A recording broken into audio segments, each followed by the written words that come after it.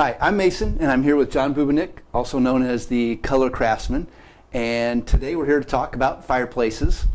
I'm a huge fan of his work. I always tell everybody that every chance I get.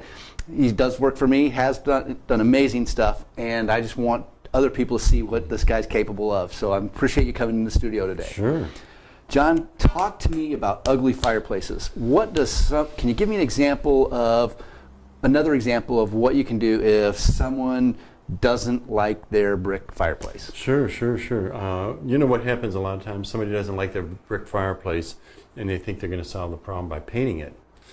Not many people are fans of that painted brick look. So a customer came to us, they had a home, someone before them had been in there and had painted the brick. I think we've got pictures we can show folks. Yes. Sure, so here it was, painted brick. What we did is we removed the mantle, and if you look closely, you can see that their hearth was made of those little 1-inch tiles. They didn't care for the look of any of it. What they had always wanted was a floor-to-ceiling stone fireplace. Well, we work with a product, it mounts to cement that can be carved. And so we suggested that we put that on there, we carve it into stone shapes and then color it whatever color they wanted. The advantage is here, we can make the stones whatever size, shape, color, texture, whatever they want. So they can get the colors from the stones to blend in with their furniture or with their flooring or with their ceiling or their lights or paint or whatever. So, or if not all of the above. Right. And you can make it look like actual stone. So it's totally customizable.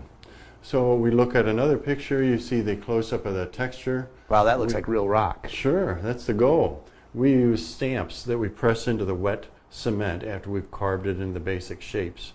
And we'll make those stamps from stone. We put a product on that stone, it fills in all those gaps, and after it's dry, we peel it off, and we use that for our stamp on a project like this. In the final picture, you can see the transformation. We've got a couple of shelves that we put in there instead of the mantle, and then we put a black hearth on the fireplace to create a distinctive, totally custom look for that customer. Nice, and I like the up close lighting on the picture before that really showed the texture and the color. Where this picture doesn't quite give us that latitude, but still, I love the way that looks. How about a different project? Can you tell me another? Sure. Another one with the same carvable cement.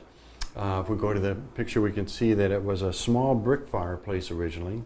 And again, they always wanted a floor-to-ceiling look. So we built a facade to go over that existing fireplace. And we put up a piece of cardboard so they could see, we could talk about, well, how high should the mantle be? And, oh, you'd like to have it curve in from the mantle up towards the ceiling? Okay. So you use the cardboard kind of as a template then, is what you're saying? Yep. Okay. Just so that we could all be on the same page together of what we were planning to do. I guess it's a little easier to fix cardboard and make changes while it's still cardboard than when it becomes concrete. That's it. That makes sense. That's the whole reason, yeah. I'm betting you learned that lesson the hard way? A long time ago, Okay. The hard way, yeah. We don't want to learn that lesson again.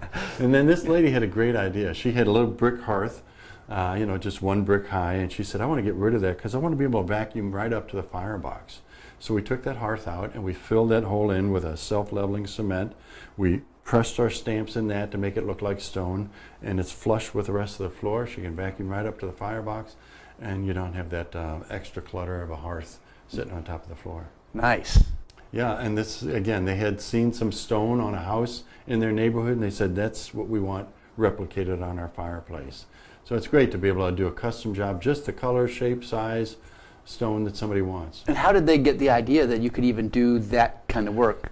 You know, a lot of times when people come to us, they don't have a solution in mind. They just know what they don't like.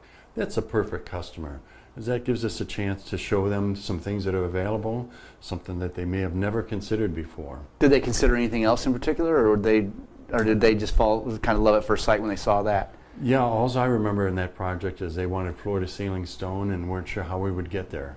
But it was a real fun challenge. It was great to be able to come up with something that worked. And how long does a project like that take? That one was about a week. Okay, so week being 5 days? Yeah, 5 work days. Mm-hmm. Okay, Mm-hmm. Great. Yeah. Well, if someone were to want to know more about the type of work you do, how would they reach out to you, and what would that process be like once they reach I think you? they ought to go to our website, colorcraftsmen.com, and it's M-E-N, not M-A-N.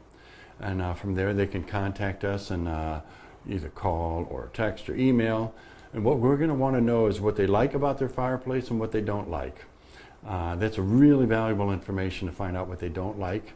We also want to know that about prospects. What are some looks in a fireplace that they don't like? If they'll go to houzz.com or Can to you spell Pinterest, that? yes, HOUZZ.com. Okay. Or to Pinterest.com, they can find lots and lots of photographs of fireplaces. And we're interested in knowing what they don't like. That helps narrow the field for us so that we can recommend things that will be to their liking. Wonderful. Thank you for coming in the studio. I hope that everyone else out there getting to watch this video has their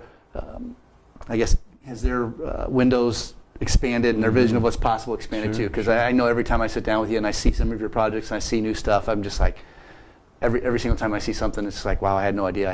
It's just amazing. Great. You do what you do very, very well at your stuff, and appreciate you coming in and sharing your expertise. Thanks for asking.